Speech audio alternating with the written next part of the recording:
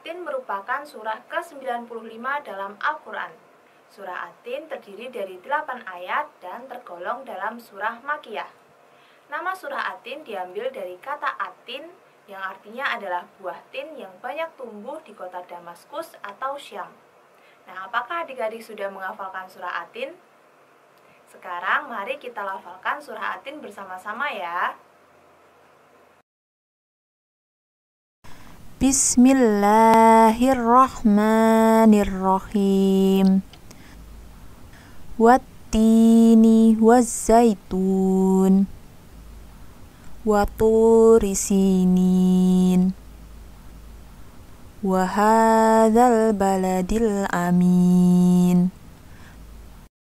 Laqad khalaqnal insana fi ahsani taqwim.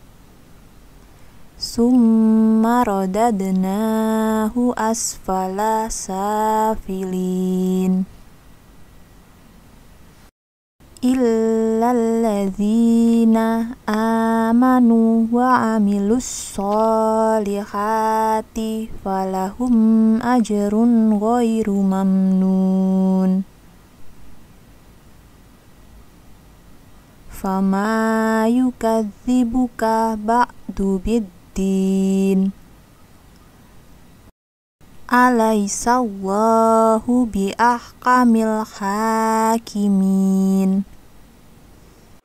Selain menghafalkan surah At-Tin, kita juga perlu untuk memahami isi kandungan dari surah At-Tin. Untuk itu, selanjutnya kita akan belajar tentang isi kandungan dari masing-masing ayat dalam surah At-Tin. Yuk kita bahas satu persatu. Ayat pertama. Wattini wazzaitun. Artinya, demi buah tin dan buah zaitun. Pada ayat ini isi kandungannya yaitu Allah Subhanahu wa Ta'ala bersumpah dengan buah tin dan buah zaitun karena banyaknya manfaat pada pohon dan buahnya. Selain itu, At-Tin menurut sebagian penafsir ialah tempat tinggal Nabi Nuh alaihi salam, yaitu kota Damaskus yang banyak pohon tin, dan zaitun adalah Baitul Maqdis, dan Syam yang banyak tumbuh pohon zaitun, juga karena di negeri tersebut tempat diutusnya Nabi Isa alaihi salam. Ayat kedua. Wa turi sinin. Artinya, dan demi bukit Sinai. Pada ayat ini isi kandungannya yaitu Allah Subhanahu wa Ta'ala bersumpah demi bukit Sinai. Bukit Sinai adalah tempat Nabi Musa alaihi salam diajak bicara oleh Allah Subhanahu wa Ta'ala dan menerima wahyu darinya. Ayat ketiga. Wa hadzal baladil amin. Artinya, dan demi kota Mekah ini yang aman. Pada ayat ketiga ini isi kandungannya yaitu Allah bersumpah dengan negeri yang aman. Maksudnya adalah kota Mekah, tempat Nabi Muhammad lahir dan menerima wahyu. Dinamakan negeri yang aman karena orang-orang yang tinggal di dalamnya merasa aman, baik pada zaman jahiliyah maupun di zaman Islam.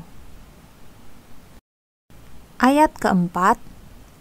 Laqad khalaqnal insana fi ahsani taqwim. Artinya, sesungguhnya kami telah menciptakan manusia dalam bentuk yang sebaik-baiknya. Pada ayat ini isi kandungannya yaitu Allah Subhanahu wa Ta'ala menegaskan bahwa manusia diciptakan dalam bentuk yang paling baik dan rupa yang paling sempurna. Tegak jalannya dan sempurna, lagi baik semua anggota tubuhnya. Manusia lebih sempurna dari makhluk lain, karena manusia mempunyai akal dan nafsu. Ayat kelima. Summa radadnahu asfala safilin.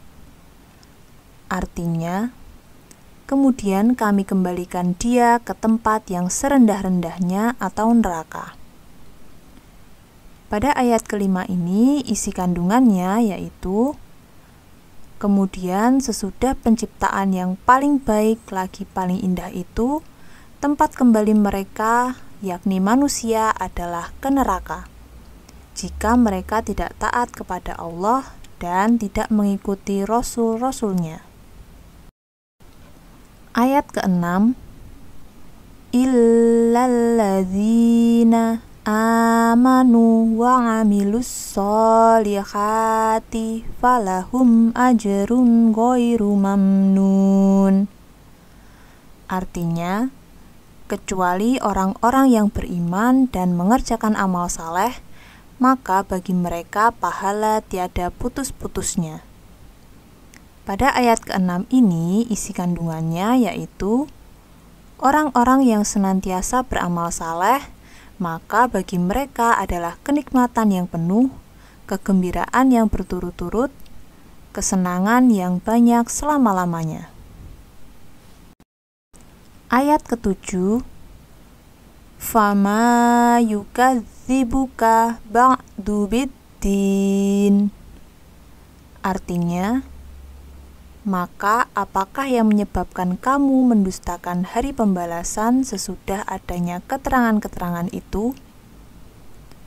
Pada ayat ke-7 ini, isi kandungannya yaitu Allah Subhanahu wa Ta'ala mempertanyakan kedustaan mereka terhadap hari kebangkitan dan pembalasan, padahal sudah jelas bukti-bukti yang menunjukkan kuasa Allah atas hal tersebut.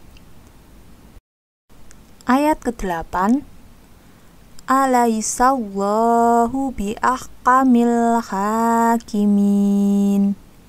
Artinya, bukankah Allah hakim yang seadil-adilnya?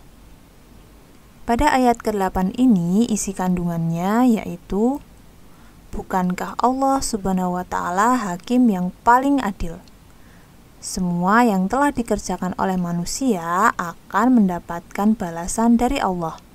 Apabila baik amalnya, maka akan dibalas dengan kebaikan atau surga. Tapi jika buruk, maka akan mendapatkan balasan yang buruk pula atau neraka.